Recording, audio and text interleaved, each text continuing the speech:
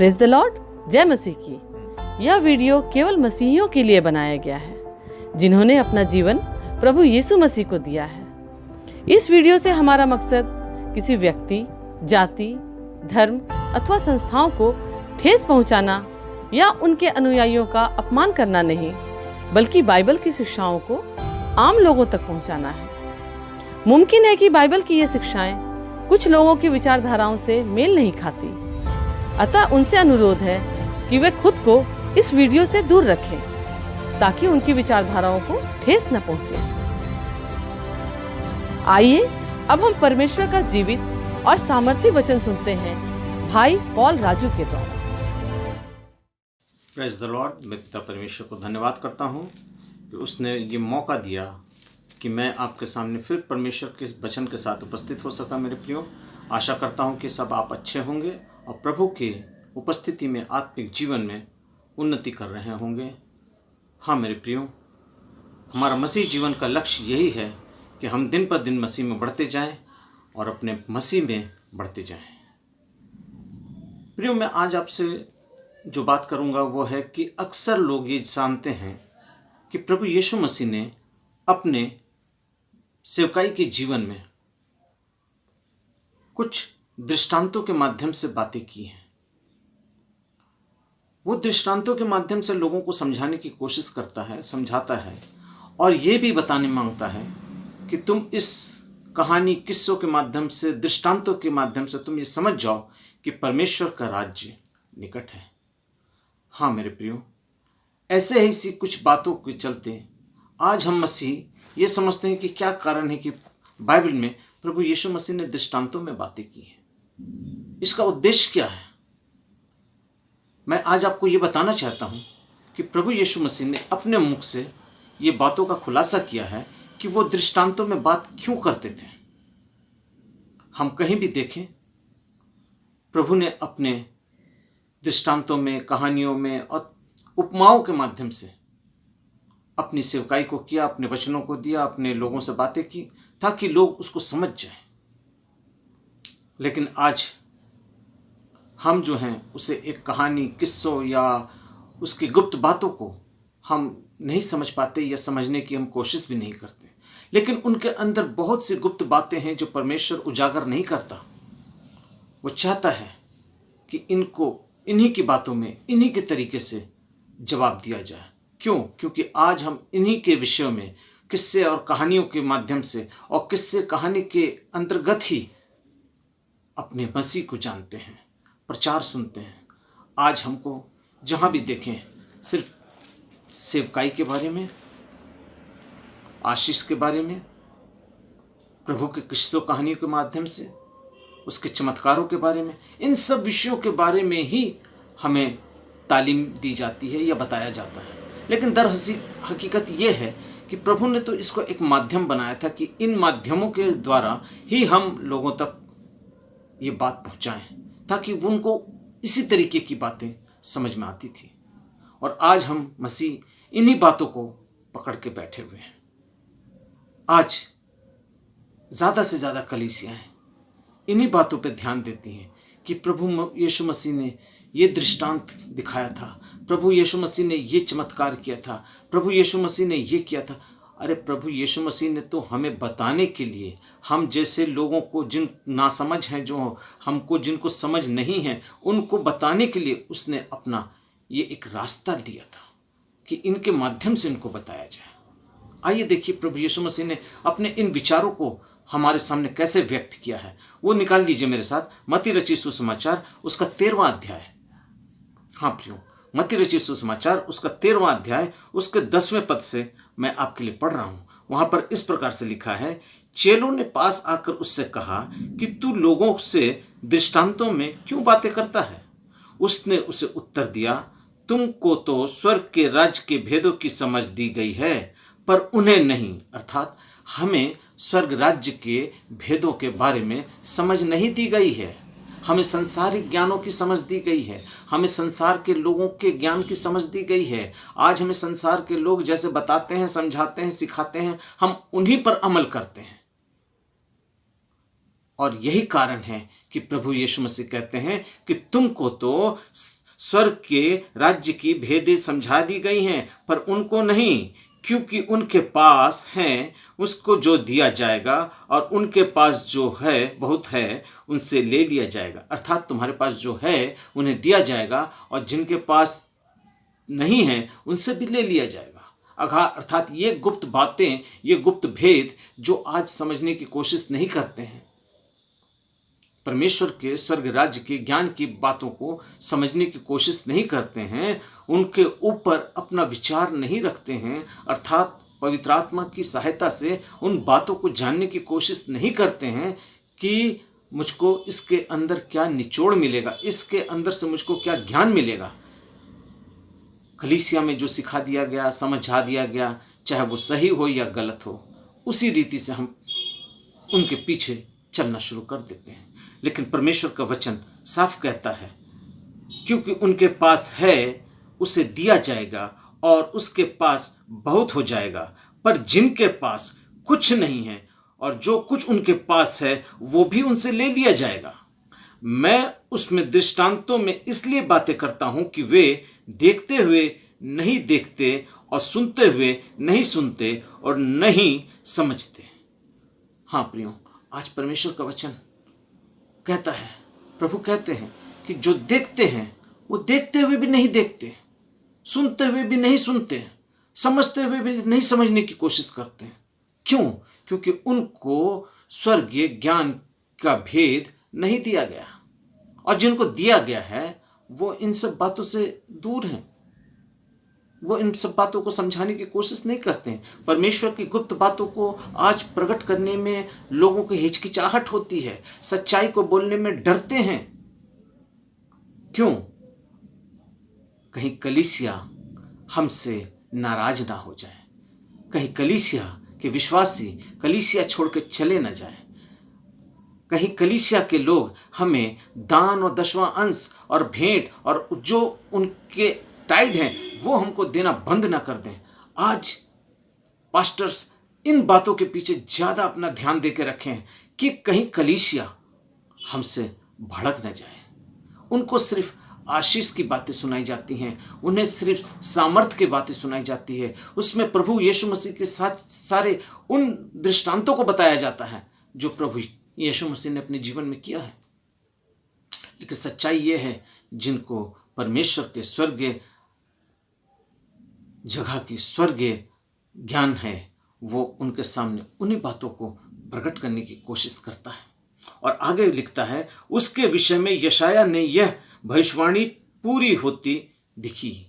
अर्थात यशाया ने इस भविष्यवाणी को पूरा किया, तुम कानों से तो सुनोगे पर समझोगे नहीं, आंखों से तो देखोगे पर समझोगे सूझेगा नहीं, क्योंकि इन लोगों का मन मोटा हो गया है और वे कानों से ऊंचा सुनते हैं और उन्हें अपनी आंखें मूंद ली हैं। कहीं ऐसा न हो कि वे आंखों से देखें और कानों से सुनें और मन से समझें और फिर जाएं और उन्हें चंगा करूं। अर्थात उनका आत्मिक जीवन जो बीमार है, हाँ प्रियो, आत्मिक जीवन जो उनका बीमार है, उसको वो चंगाई मिल जाए। जो आज तक एक बंधन में बंधे हुए हैं, उन बंधनों से उन्हें आज़ादी मिल जाए। क्यों? क्योंकि यशाया ने कहा है कि वो सुनते हुए भी नहीं सुनते और देखते हुए पर भी नहीं देखते। आइए मैं एक वचन आपके सामने पढ़ना चाहता हूँ जो मिलता है मरकुस रचित सुसमाचार उसका 7वां अध्याय। यहाँ तो यीशु मसीह ने पुरानी व्यवस्था से एक रेफरेंस दिया कि यशाया ने तुम्हारे विषय में ये बात कही थी, लेकिन आज मैं आपसे जो बोलने जा रहा हूँ बहुत कठिन और कड़वा शब्द है, इसलिए मैं आपको अपनी बात नहीं, प्रभु यीशु मसीह के मुंह से निकली हुई बात को आज आपके सामने कोट कर रहा हूँ। वो कोट इसलिए कर रहा हूँ कि आज कलीसिया इन्हीं सब बातों के ऊपर उलझी हुई है, इन्हीं सब बातों के अंदर फंसी हुई है, इन्हीं सब क्रियाओं के अंदर फंसी हुई है, ताकि कोई उनको आज़ाद न कर दे, ताकि वो चंगे न हो जाएं। आज शैतान चाहता है कि वो बीमार हैं तो बीमार रहें, आज वो बंधन में है तो बंधन में रहें, आज वो किसी भी प्रकार से असमर्थ है तो असमर्थ ही रहें। क्यों? क्योंकि उनके जीवन में वो चंगाई ना आ जाए। क्योंकि यशाया ने यहाँ पर कहा था, कहीं ऐसा फिर ना हो जाए कि उन्हें चंगा करूं। अर्थात वो चंगा होना चाहते हैं, वो चाहते हैं कि मैं चंगा हो जाऊं, लेकिन उन्हें चंगाई तब मिलेगी जब वो आंखों से देखते हुए भी देखने नहीं चाहते, कानों से सुनते हुए भी सुनना नहीं चाहते, समझते हुए पर भी वो समझना नहीं चाहते। क्यों? क्योंकि उनको शैतान एक परंपरा, रीति रिवाज, रूढ़िवाद में बांध रखा है। इसीलिए प्रभु यीशु मसीह ने अपने दृष्टांतों के माध्यम से अपने बातों को प्रकट करने की कोशिश की और ये बताना चाहा कि सुन लो, ये मैं तुमको कहानी और किस्सों के माध्यम से ये बात बताता हूँ ताकि तुम ये समझ जाओ कि परमेश्वर का राज निकट है। हाँ प्रियो, परमेश्वर का राज निकट है। इसीलिए प्रभु यीशु मसीह आपको मरकुस रचित सुसमाचार उसका 7वां अध्याय उसके 7वें पद से मैं 9वें पद तक आपके सामने पढ़ता हूँ। वहाँ कुछ इस प्रकार से लिखा है, ये व्यर्थ मेरी उपासना करते हैं क्योंकि मनुष्यों की आज्ञाओं को धर्म उपदेश करके सिखाते हैं। प्रियो, ये मैं नहीं कह रहा हूं, ये परमेश्वर का वचन कह रहा है। ये परमेश्वर का वचन कह रहा है, वो भी यीशु मसीह के मुख से निकला हुआ ये वचन है। प्रभु यीशु मसीह कह रहे हैं, तुम व्यर्थ मेरी उपासना करते हो क्योंकि मनुष्यों की आज्ञाओं को धर्म उपदेश करके सिखाते हो। आज हमारे बीच में जो आत्मिक बीज बोया जा रहा है, वो धर्म उपदेश जो दिया जा रहा है, वो मनुष्यों की आज्ञा है। आज बहुत से ऐसे रीति रिवाज हैं, बहुत से ऐसी डॉक्ट्रिन्स हैं, बहुत से ऐसे सिद्धांत हैं जो इस बाइबल में नहीं पाए जाते हैं। फिर भी उन चीज़ों को आज हमारी कलीसियाओं में इम्प्लीमेंट किया जा रहा है, हमारी कलीसियाओं में बताया जा रहा है, हमारी कलीसियाओं में दिखाया जा रहा है, उनको क्रिया के रूप में प्रकट किया जा रहा है। क्यों? क्योंकि प्रभु कहते हैं ये व्यर्थ मेरी उपासना करते हैं। आप कलीसियाओं में जाएंगे, आप आराधना करेंगे, आप स्तुति करेंगे, आप भजन गाएंगे, प्रार्थना करेंगे, वचन पढ़ेंगे, वचन का प्रकाशन आपको मिलेगा, वचन सुनेंगे, सब कुछ करेंगे, लेकिन आपके अंदर वो आत्मिक आंख जो है, आप बीमार हैं तो बीमार ही रहेंगे। जैसा यशाया ने कहा, ये चंगे ना हो जाए, ये नहीं चाहते कि मैं चंगा हो जाऊं। आज आप उसी तरीके से बीमार रहना चाहते हैं क्योंकि आपके अंदर प्रभु का वो प्रकाशन, क्योंकि प्रभु ने अपने आगे मैंने पढ़ा था, उसमें प्रभु ने कहा था, मत्ती जहाँ मैंने पढ़ा था 13वें अध्याय के 10वें पद से, क्योंकि प्रभु ने अपने चेलों से कहा कि मैं चाहता हूँ कि वो देखते हैं तो ना देखें। हाँ प्रियो, उनके अंदर वो आत्मिक ज्ञान नहीं। आइए मैं उस वचन को पढ़ देता हूँ फिर से, क्योंकि आपके लिए ये बहुत ज़रूरी है कि आज आप इस बात को समझ जाएं कि परमेश्वर का वचन क्या कहता है। उसने उत्तर दिया कि तुमको तो स्वर्ग राज्य का भेद समझ दी गई है, पर उनको नहीं। किनको? हम जैसों को, हम जैसे लोगों को आत्मिक ज्ञान समझ नहीं दी गई है। जो परमेश्वर के लोगों को, परमेश्वर के दासों को, परमेश्वर के उद्धार पाए हुए लोगों को, या परमेश्वर के उन लोगों को जिसको परमेश्वर ने अपनी आत्मा के द्वारा चलाए चलते हैं, उनको, क्योंकि परमेश्वर ने कहा कि जब मैं जाऊंगा तो मैं तुम्हें एक सहायक देकर जाऊंगा जो सर्वदा तुम्हारे साथ रहेगा। वो तुम्हें सिखाएगा, बताएगा, समझाएगा और हर एक बातों से निरुत्तर करेगा जो तुम्हें जानने की आवश्यकता है। अर्थात हर एक वो बात तुमको बताएगा जो तुम्हारी समझ के लिए आवश्यक है। हाँ प्रियो, आज हर एक बात जो हमारे लिए आवश्यक है वो प्रभु हमें बताना चाहते हैं। और उसने 13वें पद में कहा, मैं उनसे दृष्टांतों में इसलिए बातें करता हूं कि वे देखते हुए नहीं देखते। अर्थात प्रभु कहते हैं कि वो देखते हुए नहीं देखते और सुनते हुए नहीं सुनते और नहीं समझते। वो देखते हुए नहीं देखते, सुनते हुए नहीं सुनते और समझते हुए नहीं समझते हैं। उनको सब ज्ञान है क्योंकि उनके पास आत्मिक ज्ञान है, लेकिन वो बंधे हुए हैं। कहाँ बंधे हुए हैं? परमेश्वर का वचन यहाँ कहता है, वे व्यर्थ मेरी उपासना करते हैं क्योंकि मनुष्यों की आज्ञाओं को धर्म उपदेश करके सिखाते हैं। प्रियो, आज परमेश्वर के इस वचन को तोड़कर मरोड़कर समझाने वाले आज संसार में बहुत से बाबा लोग हैं, बहुत से प्रभु के दास हैं जो अपनी सुविधाओं के लिए, अपनी उपलब्धियों के लिए, अपनी लालसाओं में, अपनी आवश्यकताओं में, अपनी ज़रूरतों में आज प्रभु को बाजारों में खड़ा करके उनके धर्म का प्रचार कर रहे हैं, सिर्फ अपने और अपनी सुविधाओं के लिए। माफ़ कीजिएगा, परमेश्वर का वचन इस वक्त बहुत तेज़ी से ये बात कहने को मजबूर कर रहा है कि परमेश्वर के वचन को आज हम लोगों ने तोड़ दिया है। आज परमेश्वर के सिद्धांतों को आज हम लोगों ने मरोड़ दिया है। आज परमेश्वर के सिद्धांतों का हमने बाजार में खड़ा कर दिया है। क्योंकि परमेश्वर का वचन कहता है तुम व्यर्थ मेरी उपासना करते हो। और आगे कहता है क्योंकि तुम परमेश्वर की आज्ञाओं को टालकर, आज हमारे पास ये जो परमेश्वर की आज्ञा है जिसके ऊपर परमेश्वर ने हम पर अमल करने के लिए कहा था, उन आज्ञाओं को टालकर आज हम मनुष्यों की आज्ञाओं पर चलना शुरू कर दिए हैं। हाँ प्रियो, मुझको एक बात याद आ रही है जो यहोशू की पुस्तक उसका पहला अध्याय और उसके 8वें पद में हमें मिलता है। हाँ प्रियो, ये उस वक्त की बात है जिस समय मूसा यहोशू से पहले जो इसराइलियों का अगुआ था वो मर चुका था।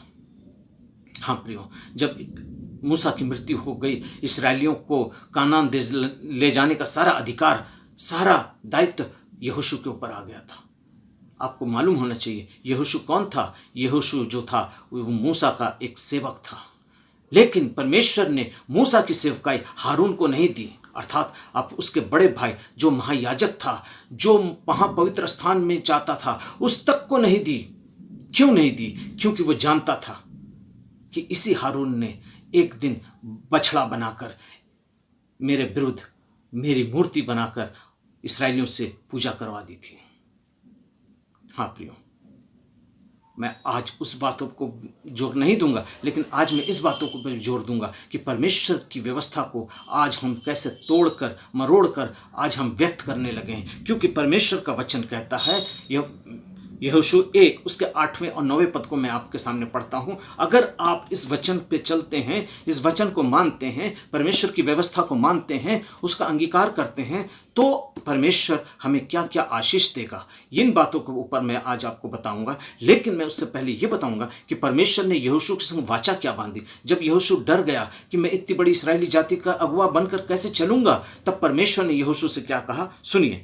उसके 8वें पद में लिखता है, व्यवस्था की ये पुस्तक, अर्थात यहोशू की पुस्तक उसका पहला अध्याय उसका 8वें पद से मैं पढ़ रहा हूँ। वहाँ यहोशू से परमेश्वर कहता है, ये व्यवस्था की पुस्तक, अर्थात ये पवित्र वचन, अर्थात जिसको हम बाइबल कहते हैं, ये व्यवस्था की पुस्तक। क्योंकि यीशु मसीह ने अपने जीवन में कहा कि मैं व्यवस्था की पुस्तक को तोड़ने नहीं, लोप करने नहीं, बल्कि पूरा करने आया हूँ। इस व्यवस्था की पुस्तक की बात हो रही है। हाँ, यहाँ पर लिखा है, व्यवस्था की ये पुस्तक तेरे चित्त से कभी उतरने ना पाए और इसी में दिन रात ध्यान किए रहना, इसलिए जो कुछ इसमें लिखा है उसी के अनुसार करने की तू चौकसी करना। इसमें जो कुछ लिखा है, लेकिन आज यहां पर लिखता है, वचन कहता है, क्योंकि तुम परमेश्वर की आज्ञाओं को टालकर, अर्थात इस पवित्र भविष्यवक्ताओं की पुस्तक को टालकर, व्यवस्था की पुस्तक को टालकर मनुष्यों की रीतियों को मानते हो, मनुष्यों की रीतियों को मानते हो। आज परमेश्वर ने वाचा बांधी थी कि तुम इस व्यवस्था की पुस्तक से अपना चित्त मत हटाना, अपना ध्यान मत हटाना, इसी के ऊपर दिन रात ध्यान किए रहना। लेकिन आज हम अब इस व्यवस्था की पुस्तक पर से अपना ध्यान हटाकर मनुष्यों के ऊपर ध्यान लगा के बैठे हैं, मनुष्यों की रीतियों को मानने लगे हैं। और इसके आगे लिखता है, इसके अनुसार करने की तू अगर चौकसी करे, परमेश्वर का वचन कहता है, अगर इसके अनुसार तू करने की चौकसी करे और ऐसा ही करने में तू सब काम सफल होंगे और तू प्रभावशाली होगा। ऐसा करने से तेरे सब काम सफल होंगे। तू जो चिंता कर रहा है ना, तू इस्राएली जाति को कैसे लेकर तू कानान तक पहुंचेगा, तू जो चिंता कर रहा है ना, वो चिंता खत्म हो जाएगी। तू अगर इसको मानेगा ना, इस पर ध्यान देगा ना, इसकी लिखी हुई एक एक बातों को अपने जीवन में अमल करेगा ना, तो वो सारा पहाड़, वो यरीहो की दीवार जो उसने दिमाग में रखी थी, वो दिमाग से हट जाएगी, वो यरीहो की दीवार तक गिर जाएगी।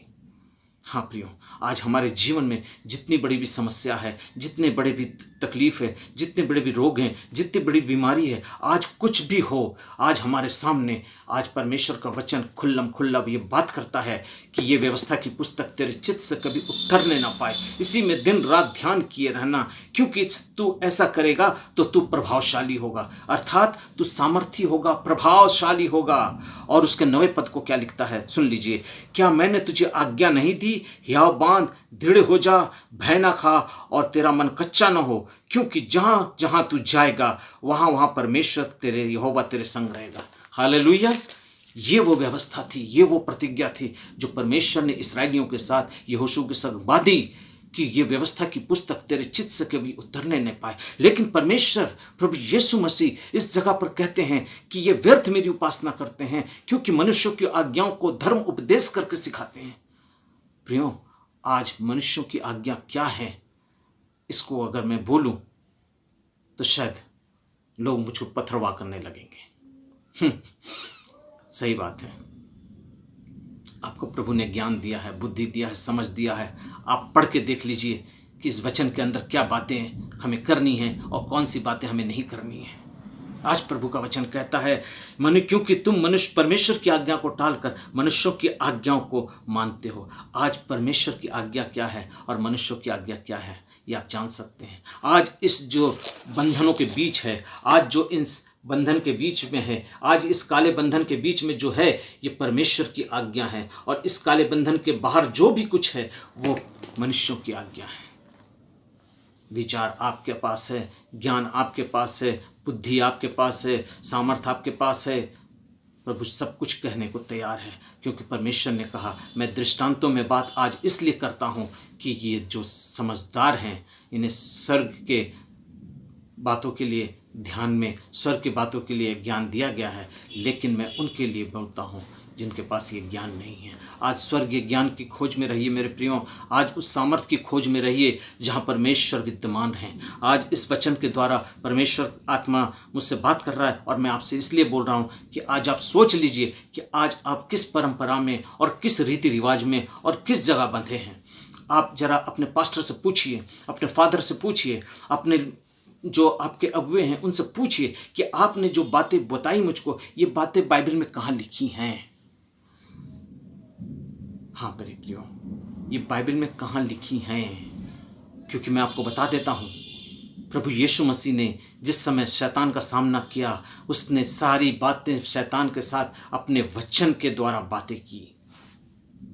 मेरा एक वीडियो है, वो है प्रभु यीशु मसीह की परीक्षा, शैतान के द्वारा प्रभु यीशु मसीह की परीक्षा। वो वीडियो आप उसको देखिए। उसमें प्रभु यीशु मसीह की उन परीक्षाओं के साथ साथ शैतान के साथ जो परमेश्वर का युद्ध हुआ इस वचन के माध्यम से, उसके बारे में मैंने प्रकाशन किया है, उसको मैंने खोल के बताया है कि उसमें प्रभु ने सारी बातों को इस वचन के द्वारा कहा। क्योंकि परमेश्वर का वचन मुझको याद दिला रहा है, वहाँ पर मत्ती 4 में जब लिखा है, यह आत्मा उसको जंगल में ले गया और उसको तुम शैतान के द्वारा उसकी परीक्षा हो, तो शैतान ने उससे कहा, तो इस पत्थर को कह के रोटी बन जाए। तो परमेश्वर प्रभु यीशु मसीह ने कहा कि मनुष्य लिखा है। ये शब्द बहुत इंपॉर्टेंट रहता है जीवन में, क्योंकि लिखा है कि मनुष्य केवल रोटी से नहीं, परंतु हर एक वो बात जो परमेश्वर के मुख से निकली है उससे वो जीवित रहेगा। तो ये लिखा कहाँ है? इन बातों को लिखा होने का एक तात्पर्य ये है कि परमेश्वर ने सारी बातें इन वचन के अंदर से करी है। लेकिन आज हम इस बातों को समझने की कोशिश नहीं करते कि मेरा परमेश्वर आज जब वचन से बात करता, वो परमेश्वर का पुत्र था, उसको अंदर सामर्थ्य थी, उसके अंदर सब कुछ स्वर्गीय बातें मौजूद थी, लेकिन उसने भी अपने पिता की उन्हीं बातों को अपने जीवन में इम्प्लीमेंट किया और कहा कि ये वचन जो है, इसमें लिखा है कि मनुष्य केवल रोटी ही से नहीं, परंतु हर एक वो वचन जो परमेश्वर के मुख से निकलती है उससे जीवित रहेगा। प्रियो, आज आपको समझने की आवश्यकता है कि आज इस वचन के अंदर में कौन सी बातें मनुष्यों की है, कौन सी बातें परमेश्वर की है। इसकी तुलना करना ये आपका दायित्व बनता है, क्योंकि आपके पास परमेश्वर ने ज्ञान, बुद्धि, समझ सब कुछ दिया है।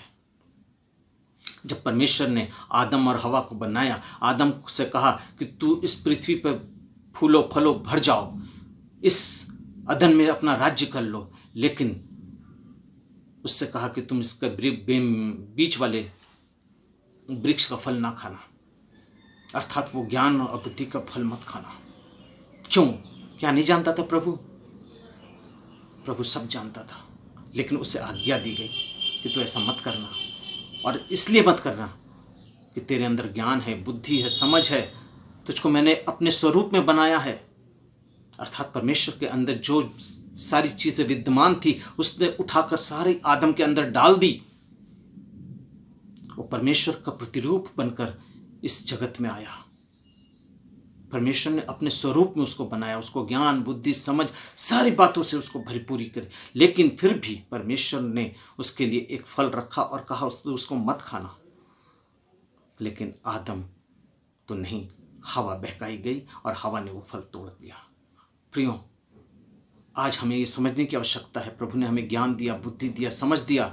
हम इन बातों को समझने की कोशिश करें कि इस वचन के अंदर कौन सी बातें प्रभु की हैं और कौन सी बातें मनुष्यों की हैं। आज हमारी कलीसियाओं के अंदर बहुत से ऐसी बातें चल रही है, बहुत से ऐसे संस्कार चल रहे हैं, बहुत से ऐसे सिद्धांत चल रहे हैं जो आज इस वचन में नहीं पाए जाते हैं। हाँ प्रियो, मैं धीरे धीरे धीरे धीरे जब आगे जाऊंगा, अपने वीडियोस को अपलोड करूंगा यूट्यूब पर, मैं एक एक सब्जेक्ट पे एक एक बातों को बताऊंगा। प्रियो, आज हमें समझने की आवश्यकता है। और इसके आगे प्रभु कहते हैं, उसने उनसे कहा, अर्थात किसने? प्रभु यीशु मसीह ने उनसे कहा। क्या कहा? सुन लीजिए। तुम अपनी परंपराओं को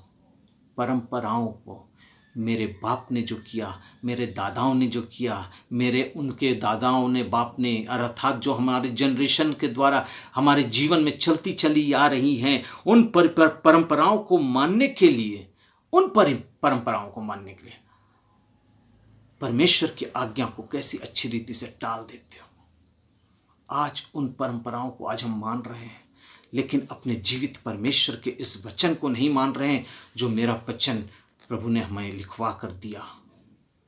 उसने अपना एक बेटा दे दिया, उसके लिए उसने अपने आप को क्रूस पर दे दिया, अपना लहू बहा दिया, अपने प्राणों को दे दिया, हमारे पापों के लिए अपने आप को क्रूस पर दे दिया ताकि हम बच जाएं। आज उसके बलिदान को भी हम भूल गए हैं और उसके बलिदान को छोड़कर मनुष्यों की आज्ञाओं को, मनुष्यों की रीतियों को, मनुष्यों की परंपराओं को ध्यान दिए हुए हैं। प्रियो, आज बहुत दुख लगता है, बहुत अफसोस लगता है। क्यों? क्योंकि मैं भी कहीं ऐसी ही एक परंपरा और रीति रिवाज और रूढ़िवाद में फंसा हुआ था। मैं भी कहीं ऐसी जगहों में था जहाँ से प्रभु ने आज मुझको निकाला है। मैं वचन नहीं जानता था, मैं वचन नहीं पढ़ता था, मैं कलीसियाओं में नहीं जाता था, चर्च नहीं जाता था, प्रभु की संगति में नहीं था। लेकिन आज परमेश्वर को मैं धन्यवाद देता हूँ कि उसने मुझे इस योग्य बनाया कि मैं आज आपके सामने इन बातों का खुलासा कर सकता हूँ। हाँ मेरे प्रियो, आज परमेश्वर का वचन बहुत तेज़ी से परमेश्वर की बातों को बोलने के लिए इस बात को बोल रहा है कि आज हमें समझने की आवश्यकता है कि हम व्यर्थ ये काम को करते हैं, क्योंकि मनुष्यों की आज्ञाओं को, हाँ प्रियो, मनुष्यों की आज्ञाओं को धर्म उपदेश करके सिखाते हैं। आज हमारे पास कौन से मनुष्यों की आज्ञा है? आप नहीं जानते? आप जानते हैं, आप जानते हैं, लेकिन आज तक आपने कभी इसका विरोध नहीं किया। क्यों? ये इसलिए नहीं किया कि आप अपनी परंपराओं में, अपनी रीति रिवाजों में फंसे हुए हैं, बंधे हुए हैं, और उससे आपने अपनी परंपराओं को मान लिया, लेकिन अपने प्रभु यीशु मसीह को छोड़ दिया। हाँ प्रियो, आज अपने परंपराओं को आपने मान लिया। आज आप मूर्ति पूजा करते हैं, आज आप रोजरी माला चलाते हैं, आज आप तरह तरह के जगहों पर जाकर मन्नतों को करके उनके आगे सिर से सिजदे करते हैं। आप गलत आराधना करते हैं, गलत प्रार्थना करते हैं, वचन की सही बातों को उलट फेर कर, तोड़ मड़ोड़ कर लोगों को बताते हैं, और वैसा ही लोग आज सुनकर उनके पीछे चलते हैं। परमेश्वर के राज्य को आप गलत बतलाते हैं, परमेश्वर के आगमन, प्रभु यीशु मसीह के आगमन को आप गलत तरीके से पेश करते हैं। आज ऐसे ऐसे बहुत से लोग हैं, बहुत से ऐसे संस्थाएं हैं, बहुत से ऐसे लोग हैं जो आज यूट्यूब के माध्यम से हो या इस तरीके से हो, जो आज मसीह कलीसियाओं को, अपनी मसीह विश्वासियों को, जो उसकी दुल्हन है, उसको आज लंगड़ा, लूल्हा और नंगा बना दिया है। हाँ मेरे प्रियो, मैं आपको सावधान करना चाहता हूँ कि यीशु मेरा दूल्हा है। वो अपनी दुल्हन को लेने आएगा तो अपनी दुल्हन को वो एक अच्छी दुल्हन के रूप में एक्सेप्ट करेगा, ना कि कानी, लंगड़ी, लूली, काली और अपाहिज कलीसिया को लेकर जाएगा। वो उस कलीसिया को लेकर जाएगा जो उसके योग्य है। हाँ, आज प्रभु का आत्मा कह रहा है कि बोल दो, आज उन कलीसियाओं को लेकर जाएगा जो उसकी योग्य है। प्रियो, मैं आपको एक बात बताना चाहता हूँ, आप जितने लोग शादीशुदा हैं या जितनों ने भी शादी को देखा है, उनने सब ने यही चीज़ देखा है कि जब दूल्हा शादी के लिए आता है तो आकर सामने बैठ जाता है, और जब दुल्हन आती है तब आके दूल्हे के बगल में बैठ जाती है। मेरे प्रियो, मैं आपको एक बात बताना चाहता हूँ, क्या उस शादी के स्थान पर जहाँ वो शादी होती है, उस चर्च में जहाँ हमारी शादियाँ होती हैं, क्या वहाँ पर दुल्हन से खूबसूरत लड़की नहीं होती है? दुल्हन से ज़्यादा पढ़ी लिखी लड़कियां नहीं होती हैं, या दुल्हन से करूप लड़कियां नहीं होती हैं, या ऐसी नहीं होती हैं जो दुल्हन के स्थान को ले सके।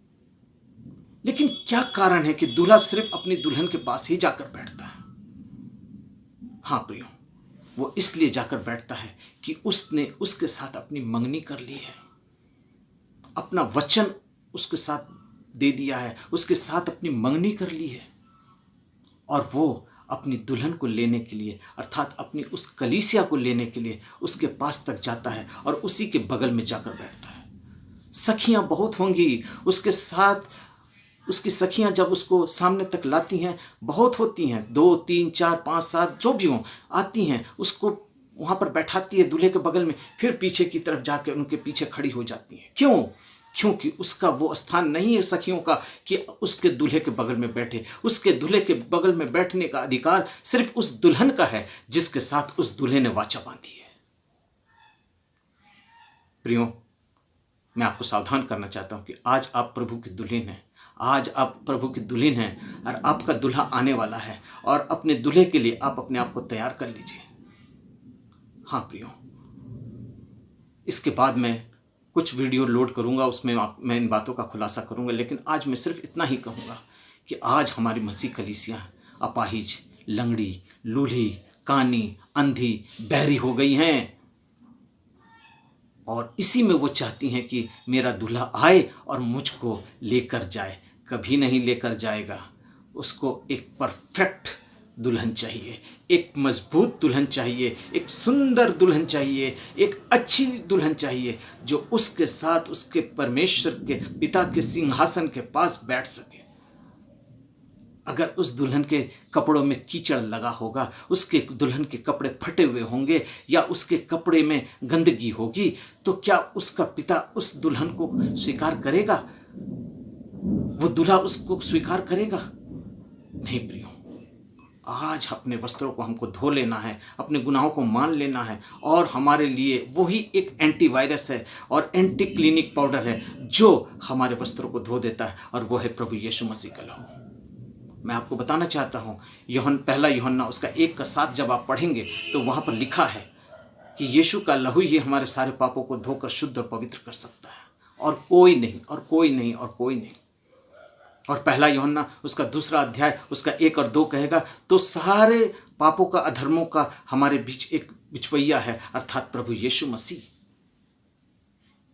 आज हम किस परंपरा में हैं, किस रीति रिवाजों में हैं, किस डॉक्ट्रिन के अंदर फंसे हैं, इसका फैसला करना आपके पास है। आपको जबरदस्ती कोई नहीं कर सकता। मैं भी कुछ ऐसी कलीसियाओं में था जहां पर मैं अपनी मन मर्जी करता था, लेकिन मुझको जब परमेश्वर का ज्ञान, वचन का ज्ञान हुआ, जब परमेश्वर ने मुझको वहां से निकाला, चुना, तब उसने मुझको अलग कर अपनी कलीसिया के लिए एक मजबूत खंभे के रूप में इस्तेमाल किया। हाँ प्रियो, आज परमेश्वर का वचन कहता है, ये व्यर्थ मेरी उपासना करते हैं क्योंकि ये मनुष्यों की आज्ञाओं को, आज मनुष्यों की क्या आज्ञा है? आज कौन आपको ये आज्ञा दे रहा है? एक मनुष्य आज्ञा दे रहा है। क्यों दे रहा है? क्योंकि वो आज्ञा देने वाला मनुष्य नहीं है, इस जगत का, इस संसार का हाकिम, अर्थात वो शैतान है जो उस मनुष्य के माध्यम से आज हमारे बीच में, हमारे कलीसियाओं के इस वचन के सिद्धांतों को तोड़ रहा है। हाँ प्रियो, अदन की वाटिका में डायरेक्ट शैतान हवा के पास नहीं गया, उसने सांप को बिचवैया बनाया। क्यों बनाया? क्योंकि लिखा है, सांप जो था सब जंतुओं में चालाक था, इसलिए शैतान ने उसको माध्यम बनाया। आज भी हमारे बीच जो हमारा बिचवैया है, हमारे प्रभु यीशु मसीह के और हमारे कलीसिया के बीच जो बिचवैया है, और जो हमारे अगुवे हैं, हमारे जो और भी लोग हैं जो हमें परमेश्वर का वचन सुनाते हैं, उनके माध्यम से आज वो आकर इन वचनों को तोड़ और मरोड़ के बातें करता। परमेश्वर का ये अनुग्रह है कि आज उसने मुझे आपसे ये बातें करने का अवसर दिया। प्रियो, मैं बैठा था तो किसी और विषय पर आपसे बात करने को, लेकिन ये परमेश्वर का अनुग्रह है, ये उसकी योजना है कि मैं बोल कुछ और रहा हूँ। मैं आपसे इन बातों पे बोलना नहीं चाहता था, मैं बोलने के लिए ये तैयारी भी नहीं करके आया था कि मैं आज इस विषय पर बोलूँगा, लेकिन परमेश्वर का आत्मा मेरे मुंह से ये निकलवा दिया। बहुत आश्चर्य की बात लग रही है मुझको आज ये, कि प्रभु मुझको आज किस तरीके से यहाँ पर बोलने को मजबूर कर दिया। मैं कदापि या मैं इस सब्जेक्ट पे इस समय वीडियो बनाने की तैयारी पे नहीं था। मैं किसी और विषय पर बात करना चाहता था आपसे, लेकिन परमेश्वर का आत्मा मुझको कुछ और बताने को कह दिया। हाँ मेरे प्रियो, ये है परमेश्वर की योजना। वो अपने लोगों को अपने तरीके से चलाता है। आइए मैं आपको एक पद पढ़वाना चाहता हूँ, मेहरबानी से मेरे साथ निकाल लीजिए। कुलुसियों की पुस्तक उसका दूसरा अध्याय, कुलुसियों की पुस्तक उसका दूसरा अध्याय उसका 8वां पद। वहां पर कुछ इस प्रकार से लिखा है, चौकस रहो कि कोई तुम्हें उस तत्व ज्ञान और व्यर्थ धोखे के द्वारा अपना अहेर ना बना ले। अहेर का मतलब होता है पकड़ न ले। जैसे बहेलिया जाल लगाकर पंछी को अहेर करता है, पकड़ता है, अपनी जाल में फंसा लेता है, उसका शिकार करता है, उसी तरीके से परमेश्वर का वचन यहाँ कहता है, चौकस रहो कि कोई तुम्हें इस तत्व ज्ञान से व्यर्थ धोखे के द्वारा अपना अहेर न बना ले, जो मनुष्यों की परंपराओं और संसार की आदि शिक्षाओं के अनुसार तो हैं, जो परंपराओं और आदि शिक्षाओं के अनुसार तो हैं, पर मसीह के अनुसार नहीं। ये संसार के लिए इन बातों का तो होना है, पर मसीह के लिए ये नहीं है। आज शैतान यही चाहता है कि वो हमें अहेर कर ले और परमेश्वर के ज्ञान से हमें भटका कर हमें अपने उस मकसद में इस्तेमाल करे। प्रियो, आज परमेश्वर का वचन कहता है कि तुम सावधान रहो, ऐसा ना हो कि तुम उन परंपराओं में, उस जगहों पे फंस जाओ जहाँ से तुम निकाले जा चुके हो। आज हम बचाए जा चुके हैं, आज हमारा उद्धार हुआ है और इस उद्धार के द्वारा प्रभु चाहता है कि हम प्रभु की संगति में रहें, उसकी उपस्थिति में रहें। लेकिन प्रियो, बहुत अफसोस की बात, बहुत अफसोस है इस बात का कि आज हमारे बहुत से यंग जनरेशन, बहुत सी कलीसियाओं के बच्चे जो हैं, आज इन जवान बच्चों को देखकर दुख लगता है कि इन बच्चों ने अपने जीवन को शैतान के हाथों में किस तरीके से दे रखा है। क्यों? क्योंकि ये मनुष्यों की रीतियों को, मनुष्यों के आडंबर को, मनुष्यों की क्रियाओं को मानने पर लगे हुए हैं। आज हमारी कलीसियाओं में हर सिस्टम उलटफेर किया हुआ है। मैं प्रभु का धन्यवाद देता हूं कि उसने आपके सामने मुझको प्रकट किया, लाया और इस वचन से बातें करने का मौका दिया। लेकिन परमेश्वर का वचन कहता है कि ये वो लोग हैं जो परमेश्वर के वचन को तोड़ते मरोड़ते और उसमें मिलावट करके आज उसकी कलीसिया को, अर्थात प्रभु की दुल्हन को बर्बाद करते हैं, उसको लंगड़ा लूला नंगा कर दिए हैं। मैं उनकी बात करता हूं। और देखिए परमेश्वर का वचन क्या कहता है, मेरे साथ निकाल लीजिए मत्ती रचित सुसमाचार उसका 5वां अध्याय, मत्ती रचित सुसमाचार उसका 5वां अध्याय उसके 19वें पद को मैं आपके सामने पढ़ रहा हूं। वहां पर कुछ इस प्रकार से लिखा है, इसलिए जो कोई इन छोटी में छोटी आज्ञाओं में से किसी एक को तोड़े और वैसा ही लोगों को सिखाए, वो स्वर्ग के राज्य में सबसे छोटा कहलाएगा। परंतु जो कोई इन आज्ञाओं का पालन करेगा और उन्हें सिखाएगा, वही स्वर्ग के राज्य में महान कहलाएगा। हालेलुया। प्रियो, आज वचन से दाएं बाएं हमको नहीं होना है। आज वचन की बातों को लेकर हमें अपना जीवन व्यतीत करना है। आज हम मसीह हैं तो हमारी मसीहत सिर्फ इस कलाम पर ही होनी चाहिए कि इस वचन में क्या लिखा है। आज वचन के बाहर की बहुत सी चीज़ें हमारे जीवन में, हमारे सांसारिक रूपे जीवन में शैतान ने डाल दिया है। हाँ प्रियो, मैं उन बातों को खुलासा नहीं करना चाहता हूँ। आप समझदार हैं, मैंने आपको एक ही हिंट्स दिया है। वो हिंट्स ये है कि आप जिन बातों का होता हुआ देखते हैं या आपको जिन बातों को बताया जाता है, उन बातों के विषय में आप अपने अगुओं से, अपने पास्टर से, अपने उन लोगों से पूछिए कि ये चीज़ कहाँ लिखी हुई है। बस, क्योंकि वचन कहता है जो इन छोटी में से छोटी आज्ञाओं को तोड़ता है, अर्थात उसको बहकाकर, बतलाकर, उलटकर जो बताता है, वो स्वर्ग के राज्य में छोटा कहलाता है। हाँ प्रियो, मैं आपको सावधान करना चाहता हूँ, क्योंकि परमेश्वर का वचन इस वक्त यही बताना चाहता है, ये व्यर्थ मेरी उपासना करते हैं, क्योंकि मनुष्यों की आज्ञाओं को धर्म उपदेश करके सिखाते हैं।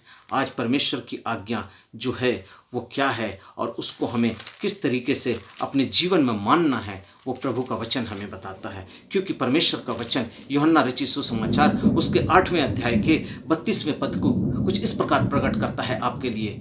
क्योंकि वहाँ लिखा है, तुम सत्य को जानोगे, अर्थात परमेश्वर का वचन कहता है, यूहन्ना रचित सुसमाचार उसका 8वां अध्याय उसके 32वें पद में इस प्रकार से लिखा है, तुम सत्य को जानोगे और सत्य तुम्हें स्वतंत्र करेगा। अर्थात तुम सच्चाई को जानोगे और सच्चाई जो है वो तुमको स्वतंत्र करेगा। कहाँ से स्वतंत्र करेगा? उस पाप से निकालेगा, उस नशा से निकालेगा, उस व्यभिचार से निकालेगा, उसको कर्म से निकालेगा, उस पाप की नगरी से निकालेगा, उस पाप के दलदल से निकालेगा जहाँ पर प्रभु तुमको आज देख रहा है। और वो चाह रहा है कि मेरे बेटे, मेरी बेटियों, आज जवानों, तुम बच जाओ इस दलदल से। लेकिन मेरा परमेश्वर तुम्हारे लिए अपना खून, अपना इकलौता पुत्र, अर्थात अपना एक लौता पुत्र, हाँ प्रियो, एक लौता पुत्र, जब तक वो क्रूस पर नहीं मरा था तब तक वो पिता परमेश्वर का एक लौता पुत्र था। लेकिन जिस समय उसने अपने आप को क्रूस पर दे दिया तब से वो हमारा संगी वारिस बन गया और तब से वो एक लौता नहीं,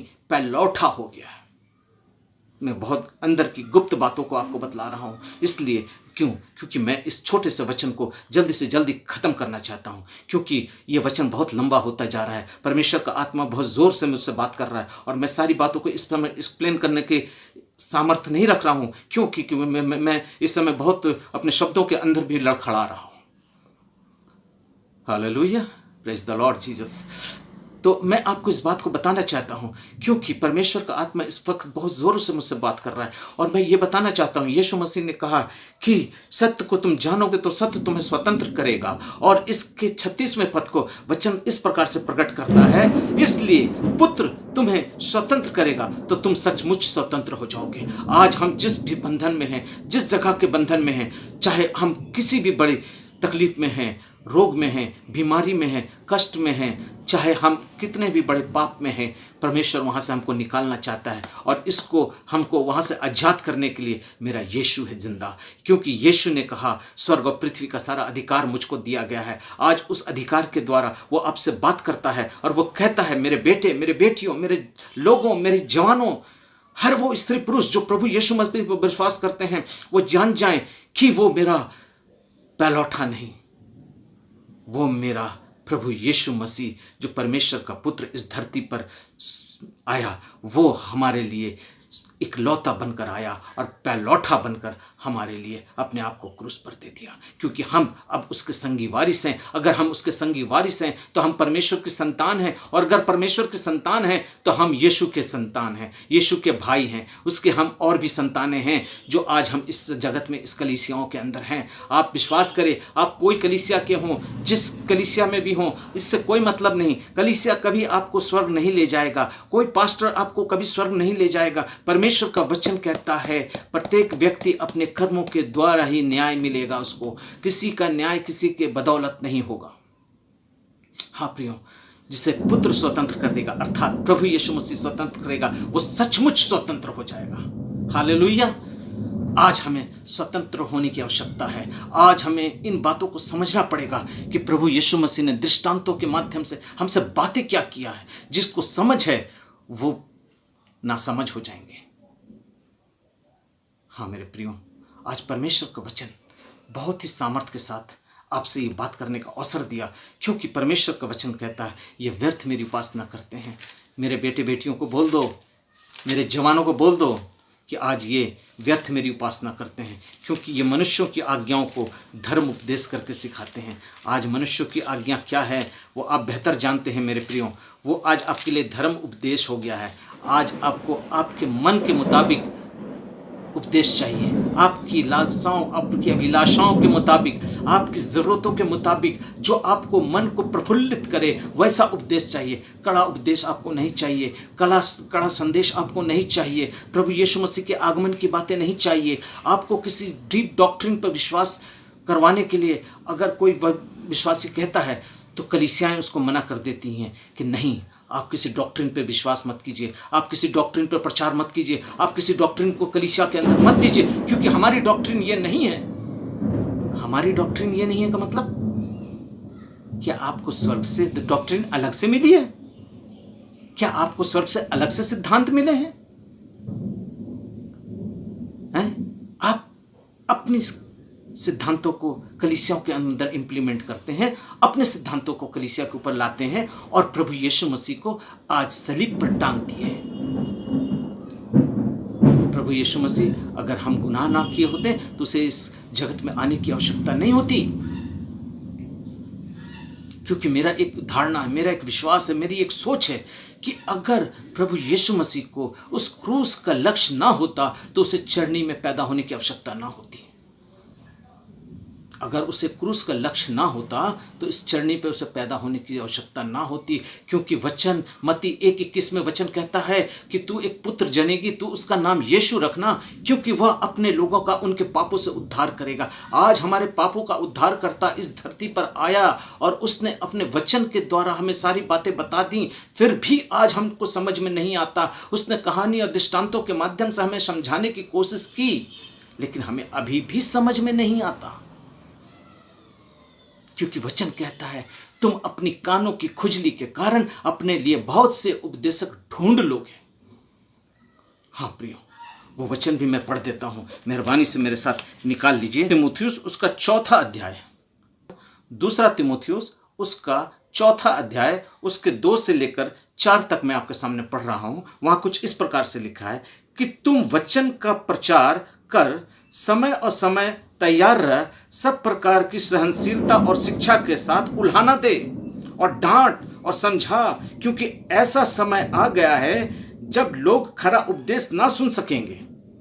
अर्थात परमेश्वर का वचन कहता है कि यह समय आ गया है कि लोग खरा उपदेश माने कड़े उपदेश नहीं सुन सकेंगे, पर अपनी कानों की खुजली के कारण अपने अभिलाषाओं के अनुसार अपने लिए बहुत से उपदेशक बटोर लेंगे और अपने कान सत्य की ओर से फेर कर कथा कहानियों की ओर लगाएंगे। हाँ प्रियो, आज परमेश्वर का धन्यवाद देते हैं कि उसने इस वचन को आपके सामने में रखने में हमारी मदद की। और आज आप जान जाइए कि आज आप कथा कहानियों में ही ज़्यादा विश्वास करते हैं, परमेश्वर की आज्ञाओं को टालकर मनुष्यों की रीतियों को मानते हो, और उसकी आज्ञाओं को टालने के लिए तुमने परंपराओं और रीति रिवाजों को मान रखा है। इससे पहले कि प्रभु आपको पसंद करे, प्रभु आपको अपनी दुल्हन के रूप में एक्सेप्ट करे, अपने आप को परफेक्ट दुल्हन बनाने के लिए अपने आप को तैयार करिए, क्योंकि मेरा यीशु आने वाला है। My Jesus is coming soon. मेरा यीशु आने वाला है। ये वक्त है उसके आने का, ये वक्त है वो घड़ी जब मेरा दूल्हा आने वाला है। तो आइए प्रियो, आज हम अपने आप को तैयार कर लें और ध्यान दें कि हमारे वचन के अंदर जो बातें लिखी हुई हैं वो परमेश्वर की आज्ञा हैं, और जो वचन में नहीं है वो शैतान की आज्ञा है। तो सावधान हो जाइए, अपने आप को तैयार करिए, क्योंकि मेरा यीशु आने। 2 तीमुथियुस उसका 4था अध्याय, उसके 2 से लेकर 4 तक मैं आपके सामने पढ़ रहा हूँ। वहाँ कुछ इस प्रकार से लिखा है कि तुम वचन का प्रचार कर, समय और समय तैयार रह, सब प्रकार की सहनशीलता और शिक्षा के साथ उल्हाना दे और डांट और समझा, क्योंकि ऐसा समय आ गया है जब लोग खरा उपदेश ना सुन सकेंगे। अर्थात परमेश्वर का वचन कहता है कि यह समय आ गया है कि लोग खरा उपदेश माने कड़े उपदेश नहीं सुन सकेंगे, पर अपनी कानों की खुजली के कारण अपने अभिलाषाओं के अनुसार अपने लिए बहुत से उपदेशक बटोर लेंगे और अपने कान सत्य की ओर से फेर कर कथा कहानियों की ओर लगाएंगे। हाँ प्रियो, आज परमेश्वर का धन्यवाद देते हैं कि उसने इस वचन को आपके सामने में रखने में हमारी मदद की। और आज आप जान जाइए कि आज आप कथा कहानियों में ही ज़्यादा विश्वास करते हैं, परमेश्वर की आज्ञाओं को टालकर मनुष्यों की रीतियों को मानते हो, और उसकी आज्ञाओं को टालने के लिए तुमने परंपराओं और रीति रिवाजों को मान रखा है। इससे पहले कि प्रभु आपको पसंद करे, प्रभु आपको अपनी दुल्हन के रूप में एक्सेप्ट करे, अपने आप को परफेक्ट दुल्हन बनाने के लिए अपने आप को तैयार करिए, क्योंकि मेरा यीशु आने वाला है। My Jesus is coming soon. मेरा यीशु आने वाला है। ये वक्त है उसके आने का, ये वक्त है वो घड़ी जब मेरा दूल्हा आने वाला है। तो आइए प्रियो, आज हम अपने आप को तैयार कर लें और ध्यान दें कि हमारे वचन के अंदर जो बातें लिखी हुई हैं वो परमेश्वर की आज्ञा हैं, और जो वचन में नहीं है वो शैतान की आज्ञा है। तो सावधान हो जाइए, अपने आप को तैयार करिए, क्योंकि मेरा यीशु आने वाला है। आइए हम सब प्रार्थना करें।